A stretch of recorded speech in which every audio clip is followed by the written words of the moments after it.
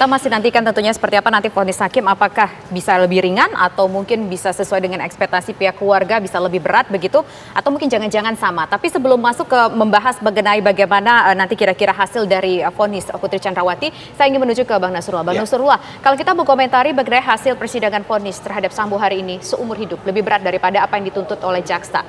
Apa kira-kira runutan yang mungkin akan dilakukan oleh Sambo dan juga kuasa hukumnya? Karena mungkin tidak puas tentunya dengan hasil dari vonis hari ini.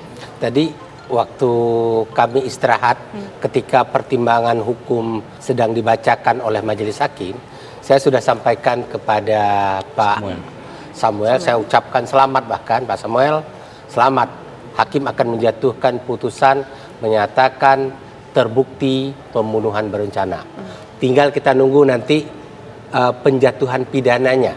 Apakah mati, seumur hidup, atau 20 tahun. Tapi itu menyangkut rasa keadilan hakim.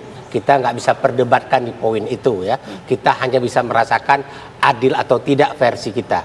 Tapi Bapak, saya mengatakan Bapak sudah harus puas bahwa pembuktian terhadap pembunuhan berencana sempurna terbukti di kacamata hakim. Tadi saya sampaikan ke Pak Samuel. Nah, kemudian ya sebelum saya bicarakan upaya hukum, yang perlu saya ingatkan, saya takut nanti lupa. Ini perlu ada pengawalan dan pengamanan yang ketat terhadap majelis hakim. Ya, kita tidak ingin lagi mendengar cerita-cerita terjadi hal-hal yang tidak sepatutnya dilakukan kepada majelis hakim oleh pihak-pihak yang tidak puas. Keselamatan majelis hakim maksudnya. Keselamatan, pengawalan demi keselamatan majelis hakim.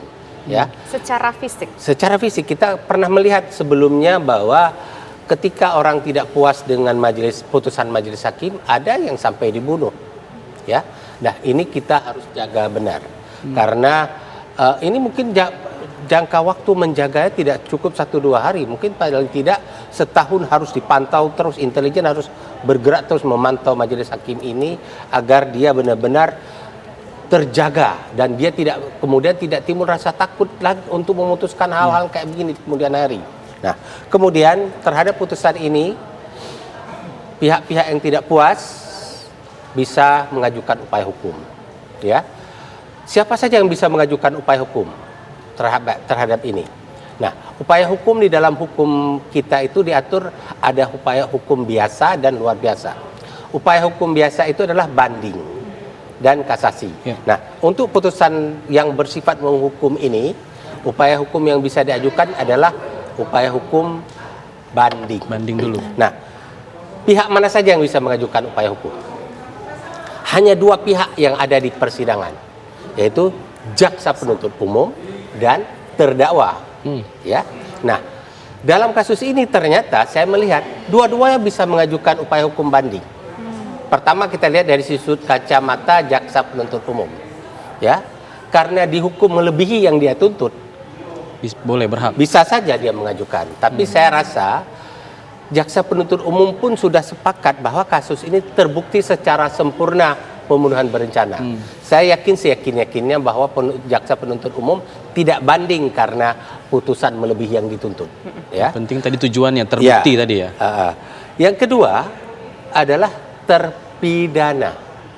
Nah, terdakwa maksud saya, dia dapat mengajukan upaya hukum banding dalam waktu 7 hari setelah putusan diucapkan. Jadi 7 hari dihitung besok. Besok itu tanggal berapa? 14, 15, 16, 17, 18, 19, 20.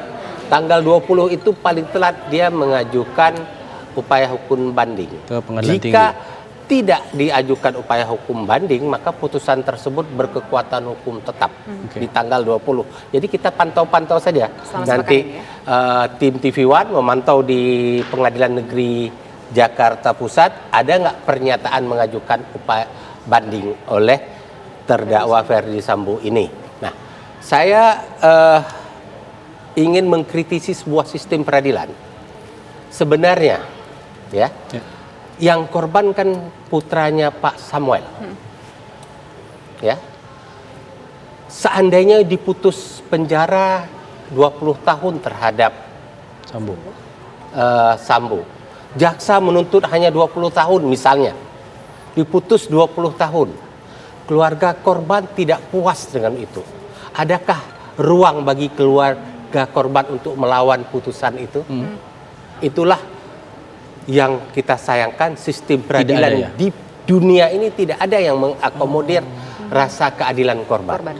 Satu-satunya yang saya sudah minta mahasiswa-mahasiswa saya di UI melakukan penelitian, sistem peradilan apa yang ada mengakomodir rasa keadilan korban atau keluarga korban.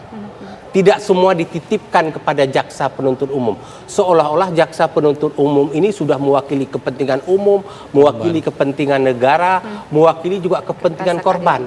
Padahal korban tidak merasa puas dengan putusan itu. Oke. Yang ada dari hasil penelitian itu adalah sistem peradilan Islam. Sistem peradilan pidana Islam mengakomodir kepentingan korban. Baik, nanti kita akan lebih mendetail lagi mengenai vonis Sambo ini ya, Pak Samuel juga Bang Nasrullah. Kita jeda dulu, kami kembali sesaat lagi.